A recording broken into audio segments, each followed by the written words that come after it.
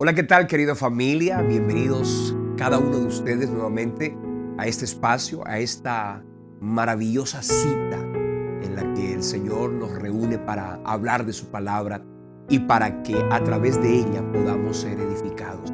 Hoy quiero invitarlos a que si no has visto la primera parte de esta enseñanza, que la vas a encontrar en nuestro canal de YouTube, que tiene por título De la frustración al propósito, primera parte. Hoy vamos a compartir la segunda parte. La semana pasada dimos inicio a este mensaje y hoy, por supuesto, vamos a terminarlo. Quiero animarte para que la palabra que atesores en el corazón la puedas no solamente guardar en el alma, ponerla en práctica y compartirla con otra persona. Cuando tú y yo compartimos la palabra, cuando le llevamos a otros el mensaje que el Señor nos ha regalado a nosotros, también así podemos hacer la obra de Dios. La próxima semana volveremos, ya comenzamos la próxima semana un nuevo tema. Vamos a comenzar un seminario por varias semanas y vamos a hablar de autoridad espiritual. Ese será el tema que Dios mediante tendremos en este espacio de los jueves aquí en el Ministerio Semilla de Vida. Autoridad espiritual. Y algunos preguntarán, ¿no es la autoridad espiritual que se usa con el ánimo de reprender las tinieblas o deshacer las obras del maligno? No. Estamos hablando de esa autoridad espiritual que es la que hace que todo el cielo gobierne nuestras vidas de una manera poderosa. Nosotros estamos en el camino de la vida reconociendo la autoridad de Dios en nuestra vida. Él nos ha invitado y nos ha pedido a que tengamos una buena actitud para con nuestra autoridad, para con la autoridad que otros tienen sobre nosotros, como también la autoridad que nosotros tenemos para con otras personas. Y estoy hablando en cada circunstancia de la vida. Hay un principio de autoridad. En la casa hay un principio de autoridad para que haya orden. En el Estado, en la ciudad, en la policía, en las leyes, siempre hay autoridad. Y ese será el tema de la próxima semana. Hoy vamos a hablar acerca del mensaje que compartíamos la semana pasada y que en esta ocasión vamos a dar la segunda parte, de la frustración al propósito. Y hablábamos en aquella ocasión de ese momento del capítulo 24 de Lucas, donde la Biblia nos narra la tristeza de unos discípulos que frustrados, que decepcionados, que llenos de tristeza, de desánimo, de una cantidad de sentimientos, decidieron abandonar Jerusalén y se fueron, dice la Biblia, camino a Emaús. La tristeza que en ellos había, que los llevó a, no percibir que quien estaba con ellos era el Señor. Esa tristeza que a veces a la vida de cada uno de nosotros puede llegar en un momento dado y que nos roba la oportunidad de ver lo glorioso y lo sobrenatural que Dios tiene para nosotros. Y ahí, en ese pasaje, vemos cómo Jesús se acerca, porque el Señor siempre se va a acercar. Él siempre vendrá a nuestra ayuda. El Señor siempre vendrá a rescatarnos. Qué lindo que Dios, y en la Escritura vemos al Señor en una y otra ocasión yendo en rescate de sus discípulos. Cuando estaban allá en medio del mar, azotado por las olas, dice la Biblia, con el sentimiento de que estaban a punto de perecer, el Señor Jesús hizo su aparición para traer calma. Él siempre lo va a hacer. Él no te va a dejar en ninguna situación de dolor y de necesidad. Él siempre te va a ayudar. Él cuida de ti. Escucha esto, Él cuida de ti. Y sentir esa verdad en el corazón y en el alma te debe inspirar, te debe animar, te debe alegrar. Saber que tú tienes un Dios que te cuida, saber que tú tienes un Dios que te defiende, que te protege, que te acompaña en el camino, es algo que te debe llenar el corazón de seguridad y de esperanza.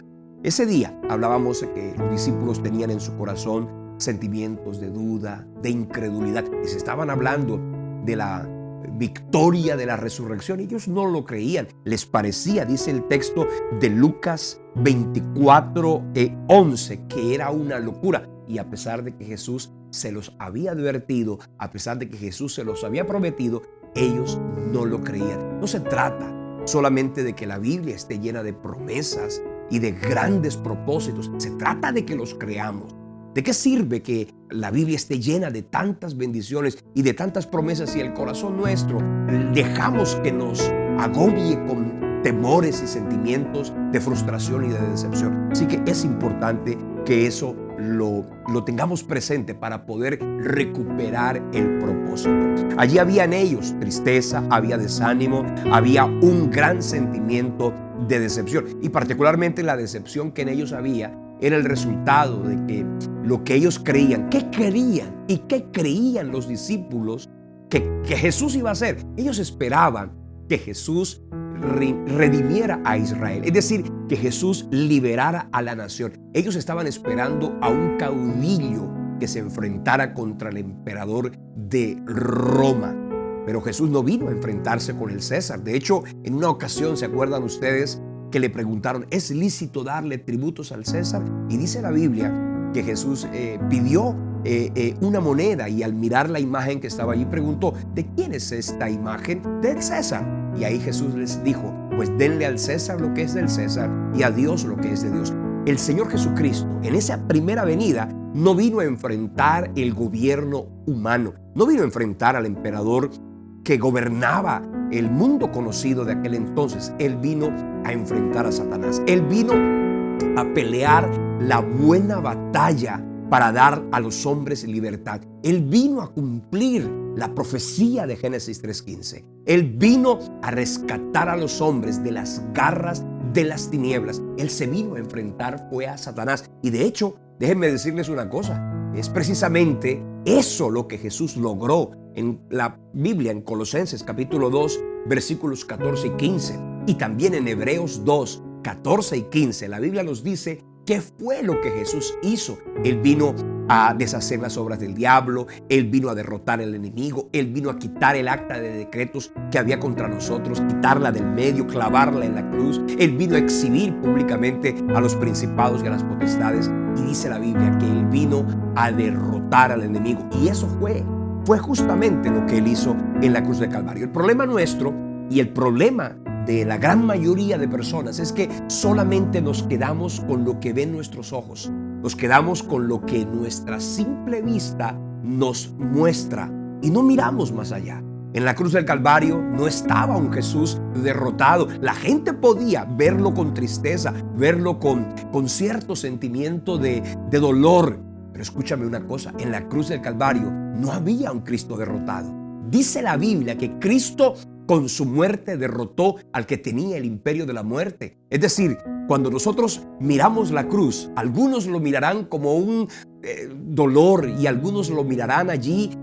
Primero, Jesús en la cruz venció a Satanás, rompió las cadenas de la muerte. Pero déjame decirte, con la cruz el Señor Jesucristo nos rescató. Y escucha, Él ya no está en la cruz. En estos días de Semana Santa no son los días para nuevamente lamentarnos por la muerte de Cristo y hacer el lloro por lo que Él padeció. El Señor Jesús no muere los Viernes Santos. Él murió una sola vez, hace casi 2000 años en la cruz del Calvario. Y la muerte, una única muerte, fue la que produjo la libertad, la redención y la salvación de la humanidad. Así que no nos quedemos con lo que ven nuestros ojos. Vayamos más allá. Hoy de pronto estás viviendo una situación temporal, pasajera y adversa. De pronto es una situación que te ha golpeado la economía. De pronto ha habido algo que ha afectado tu situación laboral o tu situación de tus negocios. Quizá en este momento estás viviendo el traspiés de que un negocio no salió o de que un problema se presentó. De pronto, decía la semana pasada y lo repito ahora, de pronto has tenido que vivir y luchar contra un no. Es decir, no salió el negocio, no salió lo que esperabas. Pero ¿sabes algo? Eso es una leve tribulación. Esto va a pasar. Y tú vas a levantarte porque Dios tiene algo más grande que lo que tú suponías que era tu bendición. Qué lindo saber y qué bueno sentir que el Señor siempre tiene un mejor plan para nosotros. Y lo adverso, lo que alguien pretendió, lo que alguien procuró, lo que alguien hizo de manera directa o quizás soterrada, el Señor lo va a convertir en bendición porque Él tiene esa capacidad. de que puede cambiar lo adverso que alguien pretenda con nosotros en bendición. Dice la Biblia que a los que amamos a Dios todo obra para bien. Así que ten la certeza de que así será. Ahora, vamos a entrar en materia en lo que hoy el Señor quiere que compartamos. ¿Cómo recuperar el propósito? ¿Cuáles son los elementos que tú y yo necesitamos para volver a la senda, para volver al ánimo, al deseo, a las ganas para poder continuar? ¿Cuáles son los elementos de los que tú y yo disponemos y que tenemos que echar mano para poder recuperar el propósito de Dios para nuestras vidas? Yo encuentro en la Biblia y en este capítulo 24 por lo menos 3 grandes ingredientes. El primero de ellos es la palabra. Y cuando digo la palabra, por supuesto me refiero a las Escrituras. Me refiero al mensaje de Dios. Que tiene la capacidad de cambiar cualquier circunstancia difícil, cambiar cualquier sentimiento adverso en una oportunidad de gloria. Dice el texto de Lucas 24, versículo 25, que cuando Jesús se acercó al camino de los muchachos que iban a Emaús, Él les comenzó a hablar la palabra, les comenzó a predicar. Y dice así el versículo 25. Entonces Él les dijo: oh insensatos y tardos de corazón para creer todo lo que los profetas han dicho. ¿Por qué Jesús les habló de esa manera? Porque ellos se habían quedado en el dolor de la cruz. Ellos se habían quedado en el dolor del sepulcro. Y Jesús les habla y les confronta con la insensatez de quedarse solamente con el dolor y no mirar lo que está detrás y no mirar las promesas de Dios y no creer que Dios siempre tendrá la capacidad, por encima de toda adversidad, de traer bendición a nuestra vida. Dice aquí el versículo 26, ¿acaso no era necesario que el Cristo padeciera estas cosas y que luego entrara en gloria? Y desde Moisés y siguiendo por todos los profetas, les declaraba en las Escrituras lo que de él decía. Es decir, el Señor Jesucristo les predicó, les habló, les mostró que lo que estaban ellos viendo no era algo fortuito, que no era que el emperador romano había ganado, que no había ganado Poncio Pilato, no habían ganado los sacerdotes, no había ganado el pueblo, no había ganado el diablo. El Señor les estaba diciendo: todo estaba fríamente calculado. Yo se los anuncié. Nunca Jesús anunció su muerte sin haber también anunciado su resurrección. Nunca el Señor habló de la adversidad sin darles la esperanza de vida eterna. Y escúchame una cosa: no te quedes en la adversidad, no te quedes en lo difícil o en lo pasajero que ha golpeado tu alma. Ve más allá, porque siempre habrá una promesa que te va a levantar, que te va a restaurar y que te va a sostener. Es que déjame decirte algo. ¿Y cómo les habló a ellos? ¿Y con qué les habló? Con la palabra. Mira, la Biblia no es un libro cualquiera.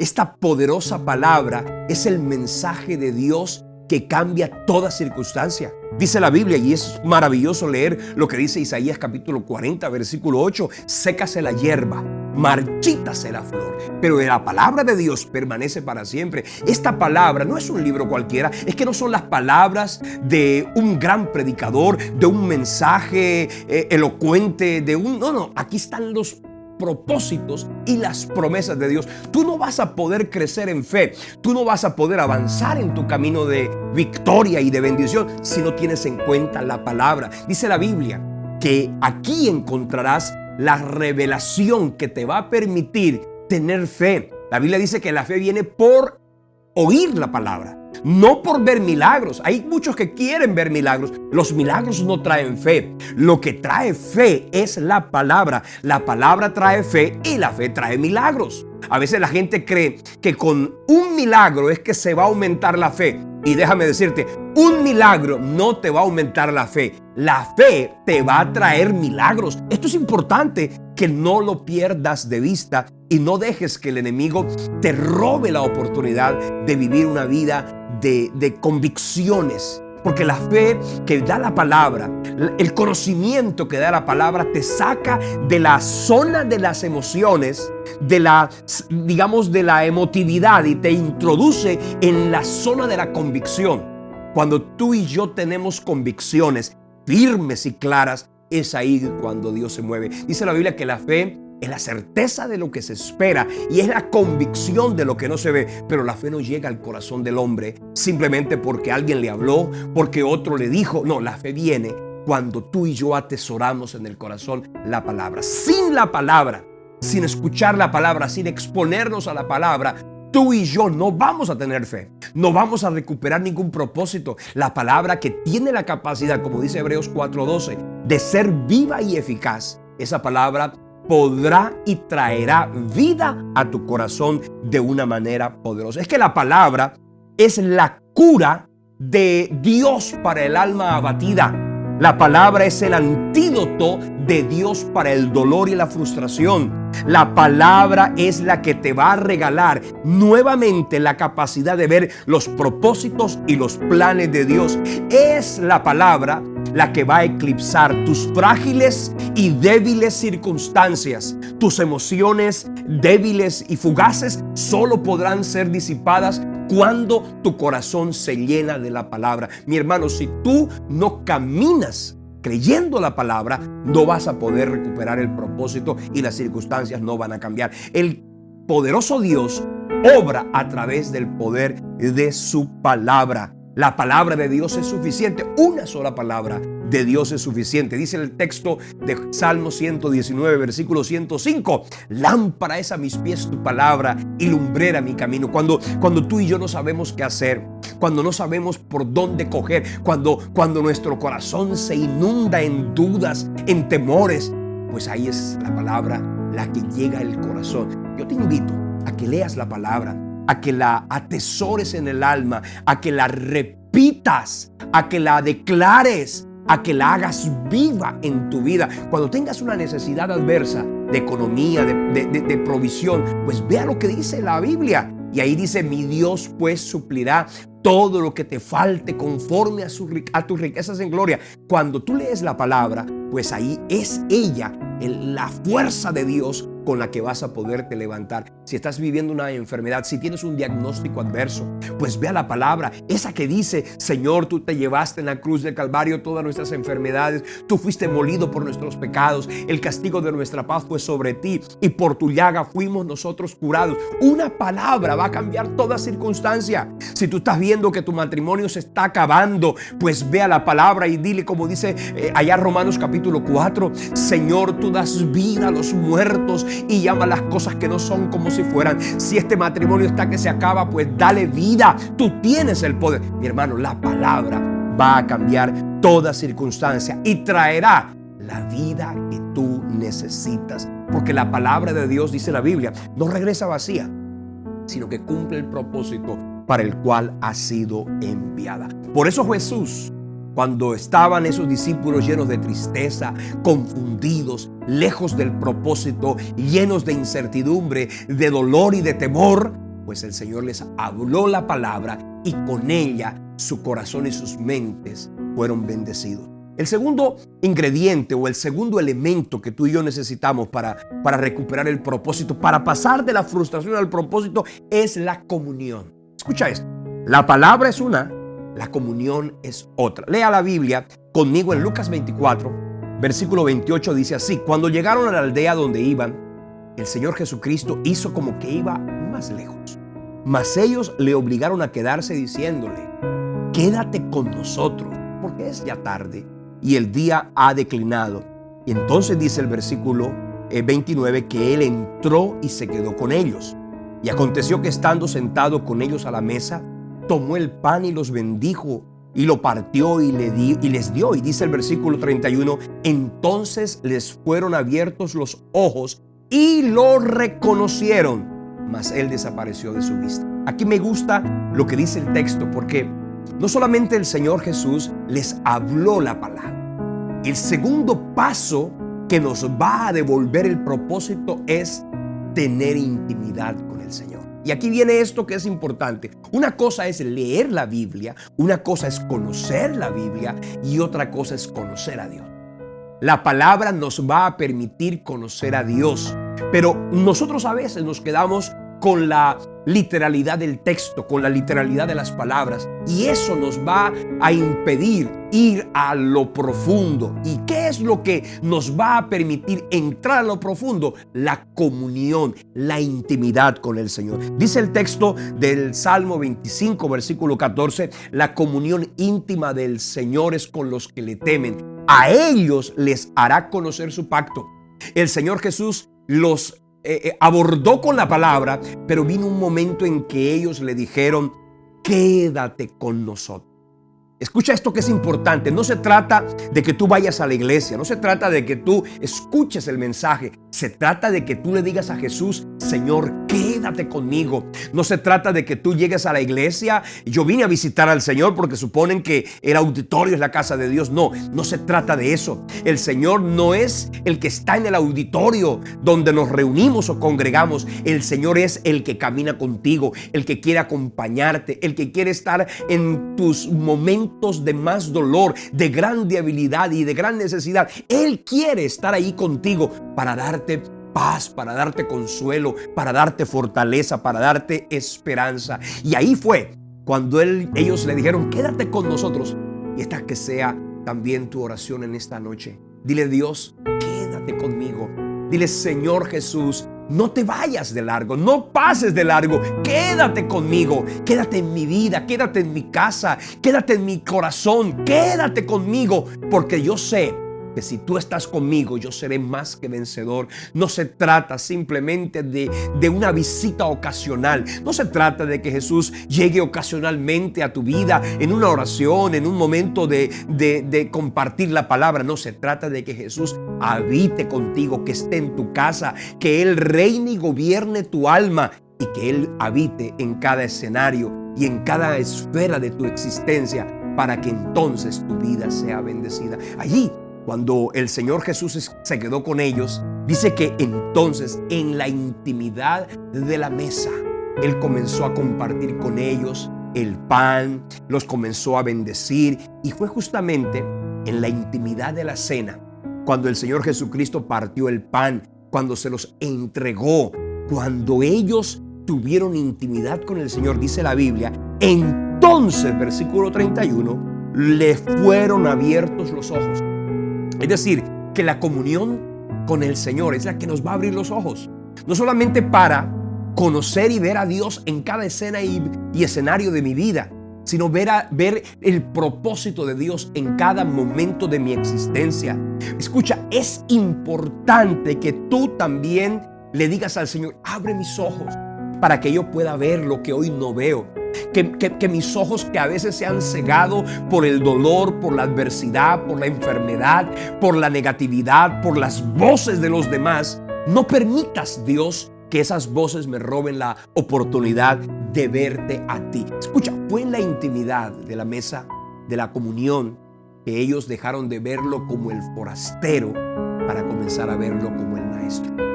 Necesitamos tener intimidad con el Señor. Y aquí viene esta parte importante. ¿Qué tanta intimidad tienes tú con Él? ¿Qué tanta relación personal tienes tú con Él? Escucha, el evangelio, cristianismo, no es una religión ritualista, no es una religión de liturgias. Cristianismo es una experiencia que tiene que evidenciarse a cada instante y en cada momento de nuestra existencia. Tienes que comenzar a mirar a Jesús de una manera distinta, no como al extraño, no como aquel ser lejano. Tienes que tenerlo contigo y decirle: Señor, háblame, guíame, muéstrame, dirígeme. Para eso necesitas abrir la puerta de tu corazón a Jesucristo.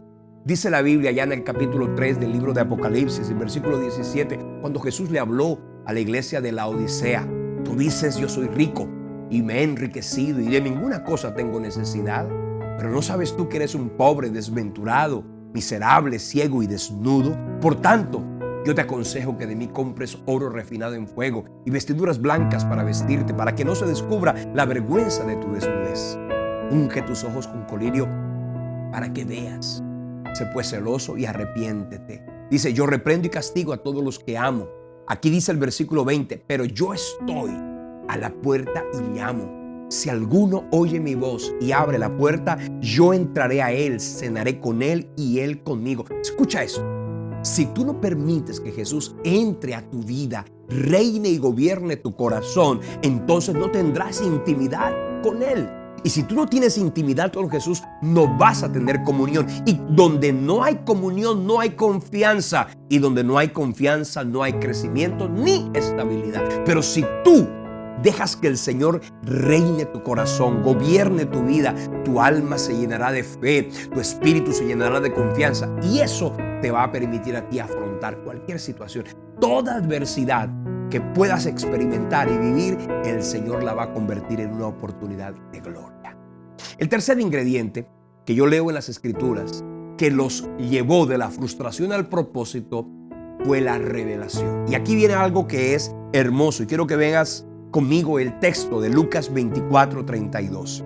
Dice la Biblia así: y se decían el uno al otro, ¿no ardía nuestro corazón en nosotros mientras nos hablaba en el camino y cuando nos abría las Escrituras? Escucha que esto me llama la atención, porque es que no es únicamente leer la palabra. Es importante leer la palabra con revelación, porque para nadie es un secreto que hay personas que leen la Biblia y se quedan en la literalidad del texto. Yo he visto gente que ve la Biblia y lee las Escrituras no desde la perspectiva espiritual, sino desde la mente carnal. Cuando ustedes y yo leemos la Biblia desde nuestra mente carnal, pues no aprendemos ni recibimos lo que el Señor tiene para nosotros. ¿Acaso no has escuchado tú que algunos han leído la Biblia de una manera carnal y con ello han justificado su adulterio y han dicho, es que David tenía varias mujeres, es que Salomón tuvo tantas concubinas, entonces se puede tener varias esposas? Eso significa leer la Biblia con carnalidad. Y el que lee la Biblia con carnalidad no va a vivir ni a disfrutar la revelación y la bendición de Dios para su vida. Hay algunos que leen la Biblia de una manera tan carnal que inclusive, ¿qué dicen los borrachos?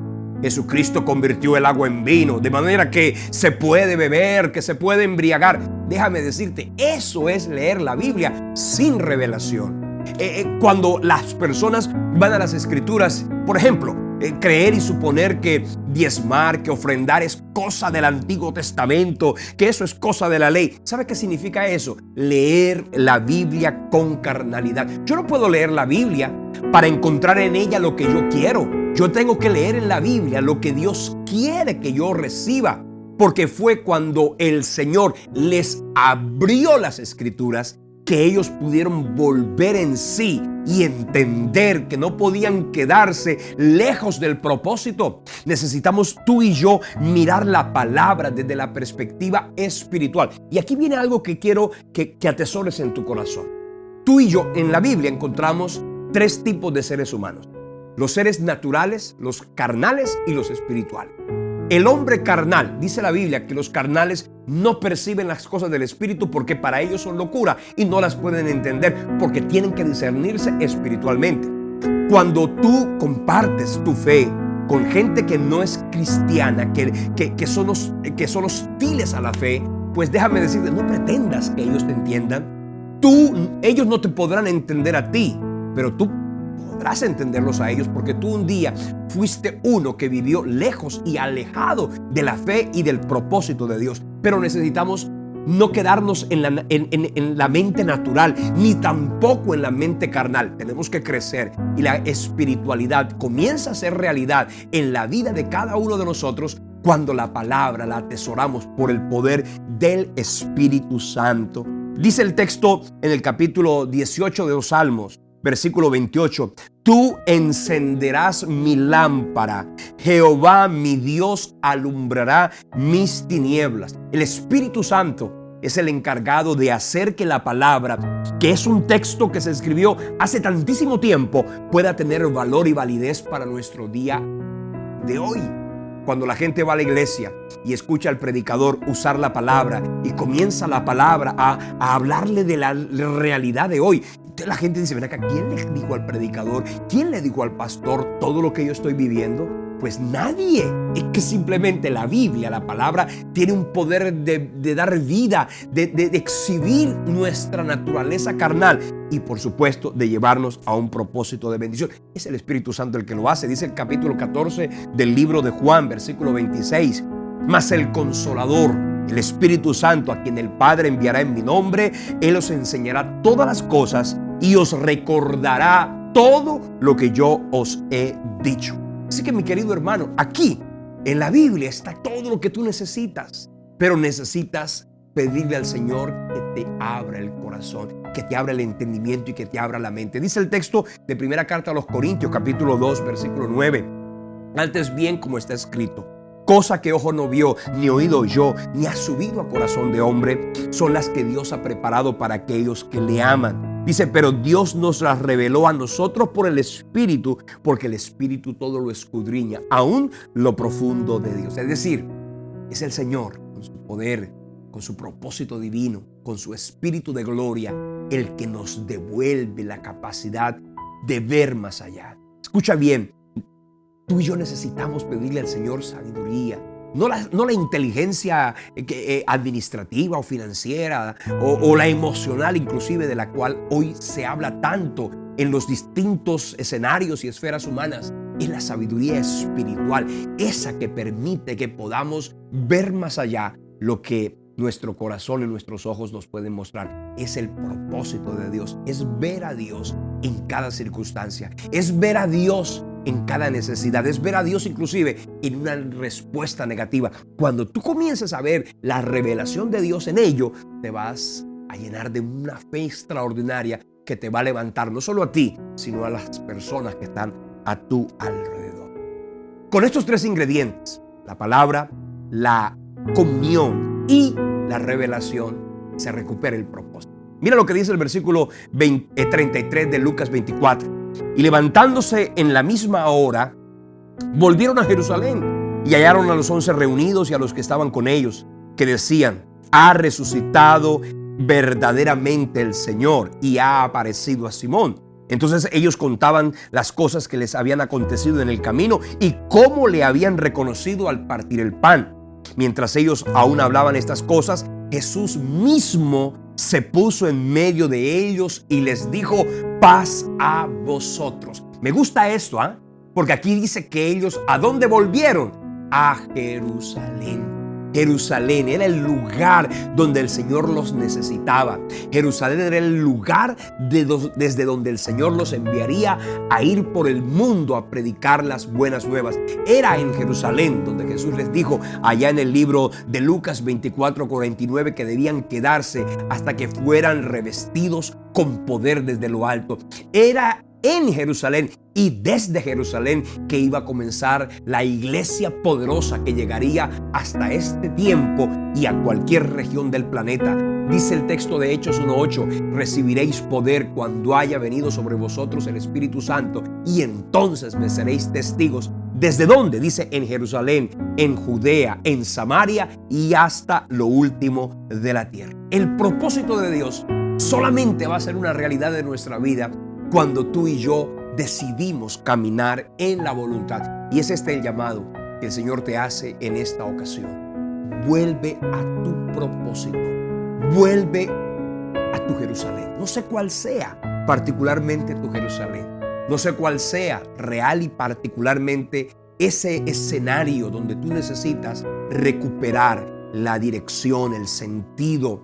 Si el enemigo te había sacado de tu Jerusalén, si te había hecho abandonar tu matrimonio, si te había hecho abandonar tus sueños, tus propósitos. Hay personas que tenían sus propósitos ya engavetados, de pronto inclusive hasta desechados. Yo no puedo seguir soñando con eso. Ya estoy muy viejo para entrar a la universidad. Ya he tratado de hacerlo muchas veces y no ha sido posible. Ya no se puede, ya no se puede, ya no se puede. Pues hoy vengo de parte del Señor a decirte, vuelve a creer, vuelve a soñar, vuelve a esperar, vuelve a levantarte. Regresa a tu Jerusalén, regresa a tu comunión, regresa a tu servicio. No dejes que nadie robe tu corona. El texto de Apocalipsis dice, retén lo que tienes para que ninguno tome tu corona. Ve y vuelve a pelear por esa esposa. Ve y vuelve a pelear por ese esposo. Ve a pelear por esos hijos. Ve a pelear por tus sueños. No te quedes. De parte del Señor te digo, no te vayas del lugar donde Dios te quiere. No importa si la gente no te quiso allí. No importa si la gente te hizo la oposición o te pretendió sacar. Cuando tú entiendes el llamado de Dios y el propósito de Dios, tú vas a estar donde Dios quiere. Porque dice el texto que cuando el camino del hombre le es agradable al Señor, aún a sus enemigos, hace estar en paz con Él. Así que vuelve a tu corazón a creer, vuelve en tu corazón a soñar, vuelve en tu corazón a levantarte, porque Dios te va a dar la victoria. Ellos volvieron a Jerusalén y juntos con los demás discípulos arrancaron la gloriosa tarea de llevar al mundo el mensaje de salvación. Así que, ¿cuál es tu llamado? ¿Cuál es tu propósito? ¿Cuál es esa invitación que el Señor un día te hizo y que de pronto tienes hoy engavetada? Pues vuelve a creer, vuelve a soñar, vuelve a esperar. Dios te va a dar la victoria y tú te vas a levantar con tanta gloria y con tanto poder que vas a tener un testimonio y vas a tener un milagro y vas a tener una oportunidad para hablarle a otros de que el Señor cambia el lamento en alegría, la tristeza en baile. Así que si hoy estabas deprimido, decepcionado, frustrado, amargado, pues este es el día de volver a creer y de volver a soñar. Y como te dije al principio, volver a tu Jerusalén y desde allí arrancar ese propósito que el Señor un día te entregó. Créele y confía en el Señor. Quiero que oremos. Vamos a orar por estos minutitos y vamos a pedirle al Señor eso. Yo no sé cuál sea en particular tu necesidad. No sé cuál sea en realidad lo que hoy te esté agobiando o te esté, llenando el corazón de tristeza y de decepción. Vamos a pedirle al Señor que Él cambie esa situación y esa circunstancia para que puedas mañana contar un milagro y un testimonio. Padre, Señor y Dios que estás en el cielo, quiero pedirte por cada persona que en este momento se encuentra frente a esta pantalla. Señor, quiero pedirte una unción de bendición, de ánimo, de fortaleza.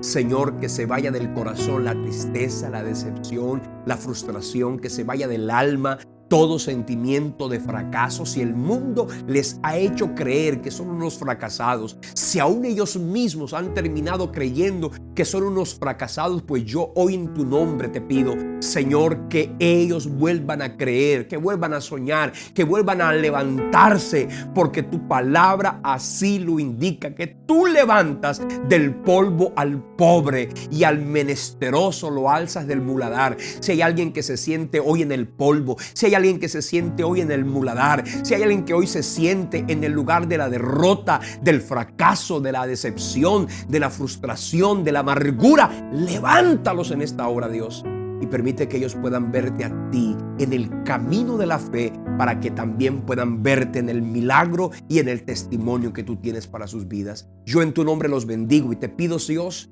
que les llenes de gloria y de una bendición aún más grande por el poder del nombre de Jesucristo. Gracias te damos, Padre, en el nombre de Jesús, y todos decimos amén y amén. Celebra la victoria. Jesús no está muerto, Él resucitó, y si Él resucitó, dice la Biblia que tú y yo también venceremos toda circunstancia, toda adversidad, la venceremos y nos levantaremos por el poder del nombre de Cristo. Nos vemos la próxima semana en este espacio. Recuerda, a partir de la próxima semana comenzamos nuestro seminario de autoridad espiritual. Si este mensaje te bendijo, compárteselo a otras personas.